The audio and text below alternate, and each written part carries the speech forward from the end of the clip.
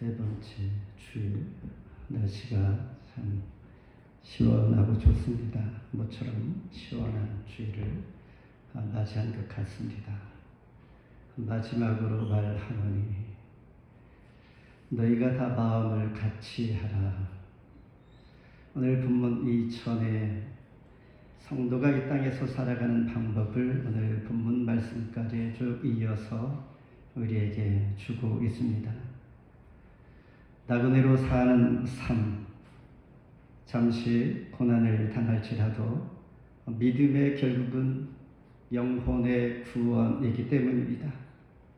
이 말씀은 우리가 살아가는 삶이 오늘 본문의 메시지는 종말론적 메시지, 우리가 현실 앞에 놓여 있는 일들을 우리가 보기보다 십자가 뒤에 영원한 소망을 갖는 그런 차원에서의 믿음의 결국은 영원한 구원을 바라보면서 우리는 살아가기를 원하시는 것입니다.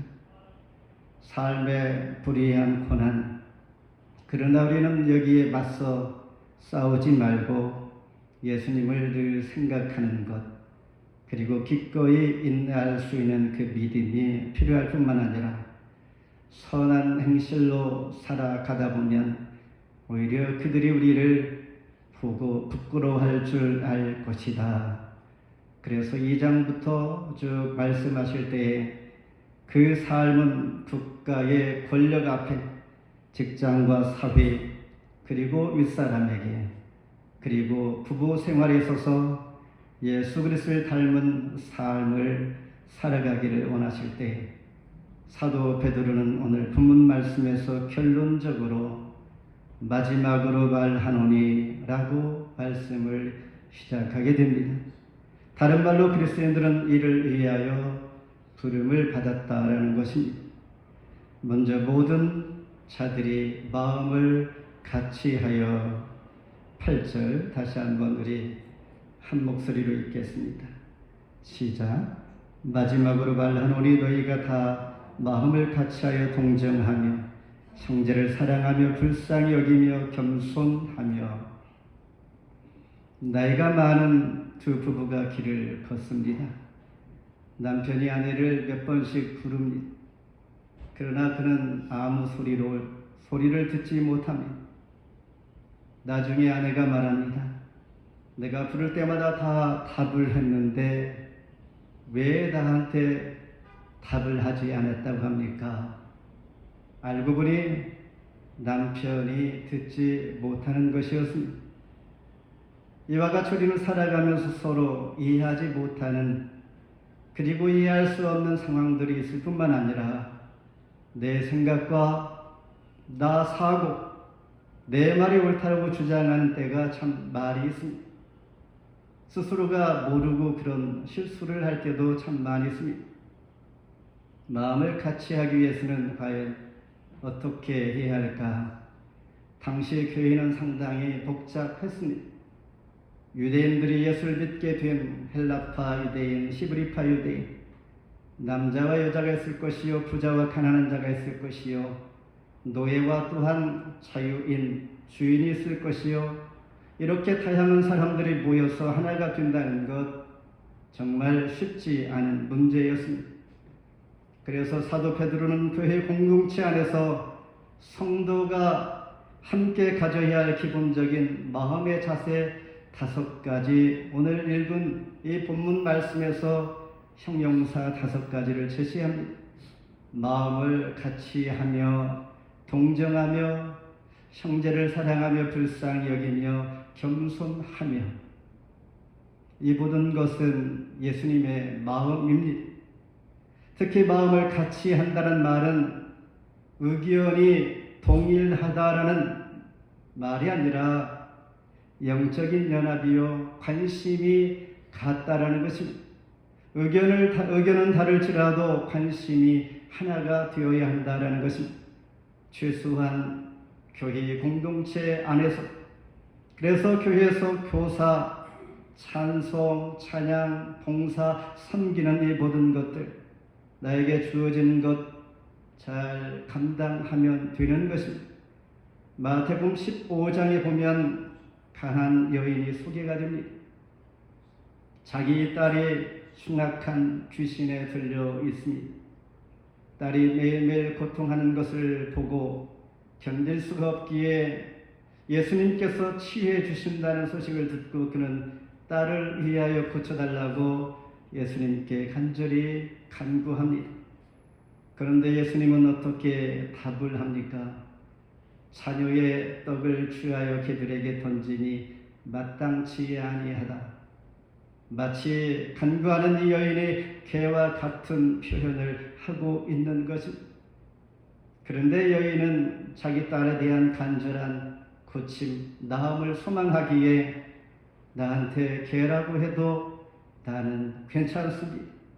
주여 올소이다. 많은 개들도 제 주인의 상에서 떨어지는 부스러기를 먹나이다 라고 겸손히 긍휼을 구합니다. 이 말을 들은 예수님은 너희 믿음이 크다. 너희 소원대로 되리라.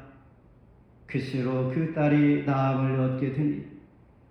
예수님의 마음, 긍휼한 마음, 이 마음이 그녀에게 기적을 보게 한 것입니다.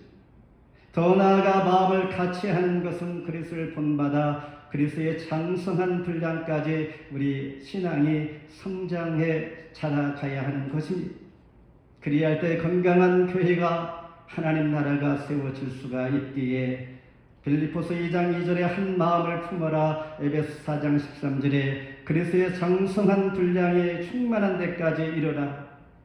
마음을 같이 하는 것 쉬운 일이 아닙니다. 내 자신도 아침 저녁으로 조석으로 마음이 바뀌어지기 때문입니다. 그러나 마음을 같이 한다는 것, 그리할 때 두려움이 사라집니다. 나와 동조하고 나를 위로하고 함께할 수 있는 사람이 있다면 우리는 두려워하지 않는다라는 것입니다. 십자가 부활의 복음에 대한 믿음과 확신이 있는 이 마음이 바로 예수의 마음입니다. 예수의 마음이 저와 여러분 마음 가운데 채워질 때에 같은 마음을 품을 수가 있고 하나가 될 수가 있다는 것입니다. 그래서 이 마음이 우리 마음 가운데 십자가 부활의 능력이 나를 통치한다면 우리는 같은 마음을 품을 수가 있다라고 사도 베드로는 우리에게 권유하고 있는 것입니다. 두 번째는 악을 떠나 선을 행하라. 11절 함께 봉독합니다. 시작. 악에서 떠나 선을 행하고 화평을 구하며 그것을 따르라. 10절로 11절, 12절은 시편 34편을 인용한 내용입니다. 이야기는 다윗의 이야기다라는 것입니다. 다윗이 사울의 칼을 피하여 블레셋 땅 가드 왕 아기스에게로 망명하였을 때입니다. 그때 아기스 왕의 신하들이 다윗이 어떤 사람인가를 알아차렸습니다. 그가 불맷돌로 골리앗을 죽였던 자 아닌가 알아차린 그 순간에 다윗은 두려움을 느끼게 됩니다. 이제 내가 죽었구나. 이 순간 상황을 모면하기 위하여 그는 미친 척을 합니다. 침을 수염에 질질 흘리면서 미친 척하면서 그 자리를 다행히 피신하게 됩니다. 그때 그 상황, 그 순간을 회상하면서 쓴 시가 바로 시편 34편이요. 이 시편 내용이 바로 11절 말씀입니다. 내 영혼아 너희가 어찌하여 낙심합니까? 어찌하여 내 속에서 불안해하는가? 너는 하나님께 소망을 두라. 그가 나타나 도우심으로 말미암아 내 하나님을 영원히 찬송하리로다. 두려웠던 자기 자신이 그 순간 돌아볼 때에 내가 너무나 약했구나. 내가 왜 불안해했을까? 하나님께 소망을 두면 되었을 텐데 라는 하나님의 도우심을 바라보면서 오히려 하나님의 사람 만군의 여호와 이름으로 골리앗을 쓰러뜨린 그가 여호와 이름으로 자랑스러울 뿐인데 라고 하면서 주를 찬송할 걸라고 하면서 후회하면서 쓴 찬송시입니다.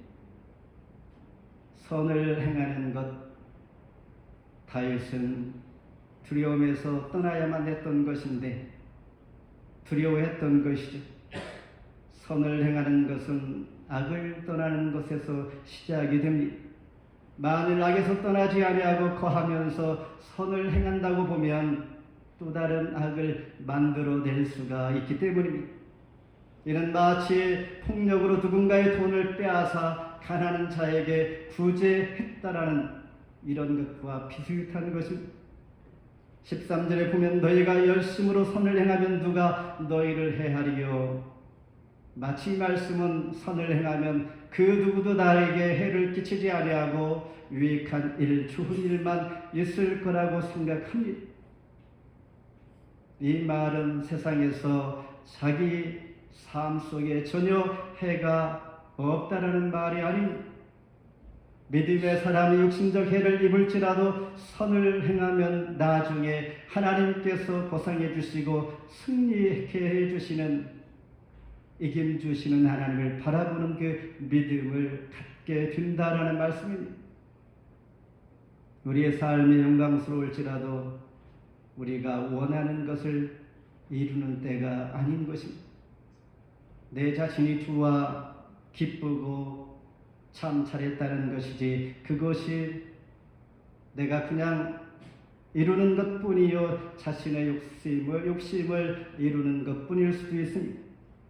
악을 떠나 선을 행하는 것 바로 신앙인이 그때 빛을 발할 수 있는 기회입니다. 고난 중에서도 원망하지 아니하고 인내하며 믿음으로 선다라는 것, 이 모습을 보고 다른 이들이 오히려 그 사람을 주목하게 한다라는 것입니다. 아무 일이 없었던 것처럼 주 안에서 견고하게 서 있는 그 믿음, 환경은 그러지 아니할지라도 그런 사람을 바라보고 믿음의 심지가 있고 기초가 있어 오히려 다른 이들이 주목하게 되는 것. 사도 베드로를 볼 때 그는 에베소 교회에서 담임 목사 3년을 섬기고 떠나게 될 때에 사도행전 20장 19절에서 그는 말하기를 모든 겸손과 눈물이며 유대인의 관계로 말미암아 당한 시험을 참고 주를 섬긴 것과 이렇게 고백합니다. 여기에서 그가 말하는 모든이라는 단어입니다. 많은 것, 모든 것, 모든이라는 단어와 많은이라는 단어는 매우 큰 차이가 있습니다. 사도 바울은 하나님의 교회를 위하여 모든 겸손을 다했고 모든 눈물을 흘렸고 모든 인내를 통하여 섬겼다라는 것입니다. 많이 했다라고 하지 아니하고 모든 것을 다하여 했다라는 것, 이것이 하나님 앞에서의 선인 것입니다. 선을 행하는 것 쉽지가 않습니다. 그러나 하나님은 선을 행하는 자를 사용하시고 찾으시고 또한 지켜보고 있다는 사실입니다. 왜냐하면 하나님의 눈은 의인을 향하여 있기 때문입니다. 왜냐하면 하나님의 귀는 의인을 향하여 들을 준비가 되어 있기 때문입니다.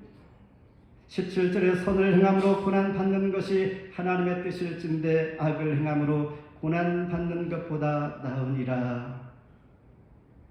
마지막으로 소망을 묻는 자들에게 마지막 절 15절 같이 봉독합니다. 시작. 너희 마음에 그리스도를 주로 삼아 거룩하게 하고 너희 속에 있는 소망에 관한 이유를 묻는 자에게는 대답할 것을 항상 준비하되 온유와 두려움으로 하고. 사도 베드로는 박해와 우상 숭배를 강요당하는 시대의 그런 환경 가운데 자기 자신을 지키는 세 가지 삶을 소개해 줍니다. 즉 마음에 예수 그리스도를 주로 내 주인으로 삼는 것입니다. 그리고 무엇인가 나에게 묻는 자에게 대답할 수 있는 그 마음을 항상 준비합니다.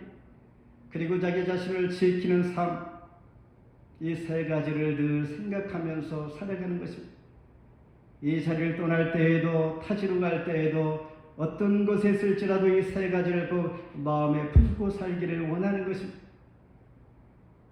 그래서 이는 항상 준비해야 할 것, 마음속의 부활의 소망, 쉬운 말로 예수 그리스도를 나의 주인으로 늘 모시고 살아가는 것입니다. 2012년에 미국에서 아시아계로는 최초로 세계은행의 총재가 된 김용이라는 분이 있습니다. 그는 주 안에서 이런 말을 했습니다. 내가 세상에 무엇을 줄 수 있을까? 그 생각부터 다르다는 것입니다. 세상에 무엇을 줄 수 있을까? 고민 끝에 비영리 단체를 만들어 의료 봉사 기구를 조직하여 그는 활동하게 됩니다. 그리고 자기 자신의 직무에 있어서는 늘 그리스도의 마음으로 생각하기를, 나는 나의 자신의 성공 대신에 늘 나와 함께 있는 상사가 성공되기를 위하여 최선을 다했다라고 합니다. 그 결과 어떤 것을 보게 되는가? 그렇게 되니 그분들이 자기를 이끌어줘 성공하게 했다라고 고백합니다. 다트마우스의 총장이기도 했던 그는 그의 생각과 그 삶이, 우리도 열심히 살고 그분도 열심히 살았을 것인데 그 생각조차가 다르다는 것, 이 마음의 생각으로 살아가는 것, 우리가 마음속에 주를 다해 주인으로 섬기고 모시고 살아가는 것, 겉보기에는 우리는 알 수가 없지만 그분 생각, 그 속에는 누구를 주인으로 살아가고 있는가라는 이 부분이 매우 중요하다는 것입니다. 예수 그리스도를 나의 주인으로 모시고 살아가는 이 삶이 바로 소망 안에 있는 것입니다. 이 마음을 확실하게 우리가 이 시간 정할 필요가 있습니다. 이 시간 이후로 나는 과거에도 그랬지만 앞으로도 나의 삶의 주인은 예수님이십니다라는 생각, 예수 그리스도 안에서의 소망, 예수 그리스도를 나의 마음의 주인으로 늘 모시지 아니하면 자기 자신을 지켜낼 수 없기 때문입니다. 같은 시험과 고난을 당할지라도 크게 낙심할 수도 있고 낭망할 수도 있지만 자기 자신의 주인이 누구인지를 분명히 알 때에는 새심을 얻을 수가 있게 되는 것입니다. 꿀벌 한 마리가 있습니다. 그는 어느 날 꿀단지를 발견했습니다. 이제 이 꿀벌은 여기저기 이곳 저곳 꿀을 모으기 위해서 애쓰거나 수고하지 않아도 됩니다. 그래서 꿀단지 속에 들어가 꿀을 먹으면서 꿀맛에 취해 갑니다. 그러다 보니 배가 부르다 보니 자기 자신이 스스로가 긴장에 풀려지면서 정신을 잃게 됩니다. 그러다 보니 점차 이 꿀벌의 날개가 꿀에 묻어 이제 헤어날 수가 없고 점점 죽어가게 됩니다. 자기 자신을 지키는 것, 나를 지키고 나의 생명과 나의 소망이 되시는 주님께서 나의 주인이 되신다면 우리는 늘 일깨울 수 있는 그 마음 긴장하면서 하나님 앞에 소망을 갖게 되는 것입니다. 종교개혁의 모토가 코람 데오입니다. 코람 데오는 하나님 앞에, 얼굴 앞에서 이런 뜻인데, 지금 이 시간도 내 자신이 하나님 앞에 있고 하나님 앞에서 말씀을 들으며 하나님 앞에 내가 예배를 드리고 있는 이 순간 내 자신을 늘 기억하는 것입니다. 이런 것은 바로 그리스도가 나의 주인이라는 것입니다. 우리 교회의 머리가 되시는 주님을 늘 생각하는 것입니다. 지금 나는 어떤가 스스로 우리는 잘 압니다. 복된 성도는 마음의 그리스도를 주로 모시고 살아갑니다. 그런 자는 언제나 순간순간 소망을 묻는 자에게 답을 할 수가 있습니다. 나의 주인은 주님이십니다. 우리의 교회의 주인 머리가 되시는 분 예수 그리스도시요, 또한 답을 할 수 있다라는 것, 이처럼 언제나 답을 할 수 있는 마음의 준비가 돼 있어야 한다라는 것입니다. 말씀을 뵙습니다. 오늘 본문의 사건은 AD 64년 로마의 네로 황제의 핍박이 거세질 때입니다. 성경에 보면 사도행전 7장에 스데반 집사가 돌에 맞아 순교하게 됩니다. 수많은 사람들이 운집하여 따라다녔던 그 순간 예수 믿는 죄로 순교당하니 주님을 사랑했던 자들이, 아니 군중 심리로 보였던 자들이 다 흩어지게 됩니다. 이들은 아시아 각 지역으로 흩어지게 됩니다. 사도 베드로는 그들에게 11절에서 이렇게 말합니다. 악에서 떠나라, 선을 행하라, 화평을 구하라, 그것을 따르라. 5가지 이 단호하게 행동을 촉구합니다. 성도는 선을 행하다가 고난이 있을 수가 있습니다. 그러나 예수 그리스도의 주님 가신 그 길 한 걸음 한 걸음 그냥 따라가면 되는 것입니다. 그리할 때 고난도 이겨지고 또한 시간이 지나면서 또한 좋은 날도 오게 되는 것입니다. 어쩌면 우리는 내 스스로 내 안에 있는 악과 강한 악과 싸우면서 살아가기도 합니다. 또한 싸워야 할 뿐만 아니라 우리는 그 순간순간 이겨내야 할 그런 문제에 봉착하게 됩니다. 그런데 그분이 믿음 없어서도 아닙니다. 그 상황 가운데 처해 있는 그 사람, 하나님을 향하여 하나님의 사랑이 없는 것도 아닙니다. 마치 비 오는 날 집 밖에 나가면 비를 맞는 거나 다름이 없다라는 것입니다. 환난 중 성도가 세상을 이기는 비결, 우리 마음을 같이 하는 것입니다. 열심으로 선을 행하는 것입니다. 우리 마음속에 주님을 나의 구주로 모시는 삶, 그리스도의 고난에 동참하는 것, 그리할 때 영광도 함께 있다라는 말씀 고백하면서 한 주 동안 승리하기를 주의 이름으로 축복합니다.